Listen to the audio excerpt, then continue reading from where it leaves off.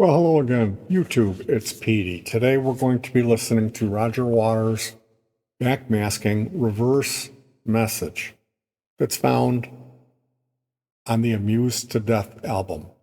Now, Waters has a few solo albums, 4 or 5, is it now? And picking a favorite would be like picking a favorite child. I simply couldn't do it. And if I was going to recommend one to you, it would be Amused to Death. It really is a masterwork. Sounds absolutely incredible with headphones. And with any Roger Waters solo work, not only are you going to have to buy the album, but you're going to have to buy what Waters is selling you. He's trying to teach you. He's trying to change the world through his lyrics. There's a lesson to be learned here.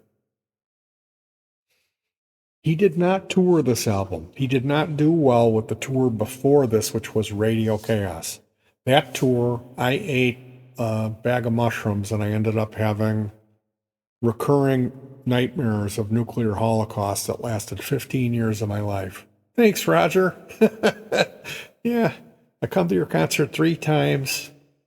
Nobody else was buying Roger Waters concert tickets except for me. Everybody else was going to see Dave Gilmour's Pink Floyd. And he wasn't happy about that. That's why he didn't tour Amused to Death, which is just an absolute masterwork. Unbelievably fucking depressing album, though. But it's not to say that it's not worth listening and hearing the message. It's an even more valuable message than what he was serving up on Pros and Cons of Hitchhiking. But, The Wall had his first reverse message on it on a song called Empty Spaces. And it's funny because if you listen to The Wall backwards, and I have the whole thing, you'll note that the point at which it sounds the coolest when you're playing it in reverse is exactly where he inserted the reverse message. So I'm guessing Waters was painfully aware of that. It's a little bit tongue-in-cheek on The Wall. He says, "Congratulations, you've just discovered the secret message. Please send your answer to Old Pink, care of the Funny Farm." And then it kind of trails off into some chopped up, segmented speech, really unintelligible. I believe maybe it's some sort of an address given for Old Pink that's you're not really supposed to be able to understand the end of that first secret message, which I think was brilliant. There really isn't a secret message on Final Cut or Pros and Cons of Hitchhiking. The next one was that Radio Chaos one with the nuclear holocaust simulation at the end of the concert.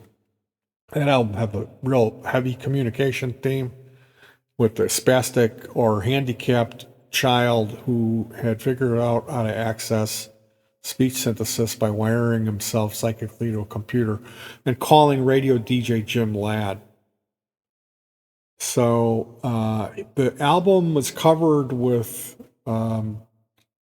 Morse code, and there's Morse code all over the cover of the artwork. So there is a little bit of a messages hidden in there, but the next one is Amused to Death. That's the one we're talking about today.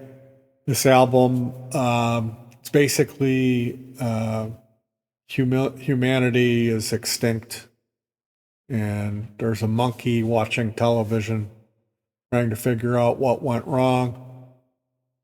That's kind of the theme of it. It's Waters is casting a lot of really wide nets with the lyrics. It's the most challenging lyrically. It's not real cohesive where he's going with it. But if you stick with it and invest enough time, you'll figure out what he's getting at, I mean, it's pretty obvious. Waters, it's like war is bad, and the media, he did this Radio Chaos and it was talking about his love of radio. And then the next thing was like how much he hates TV and the media. So on the first side, there's these 2 pieces, Perfect Sense Part 1 and 2, and those are highlight pieces.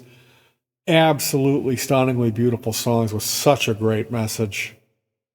And this song, it's the Perfect Sense Part 1 has the reverse message in it. Basically, the song starts, and that's the end of the reverse message. And when Waters begins his vocal, that's the beginning of the reverse message. And that's what we're going to be listening to. It's spaced out. There's a lot of space in between words. So be patient and put your listening caps on. This is headphones recommended. It's going to be nice and loud.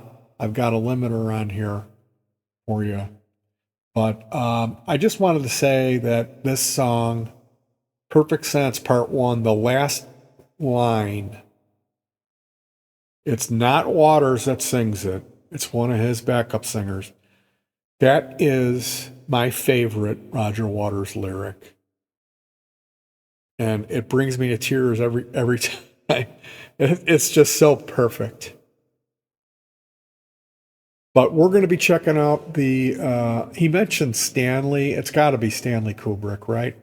So here we go. Roger Waters, Amused to Death.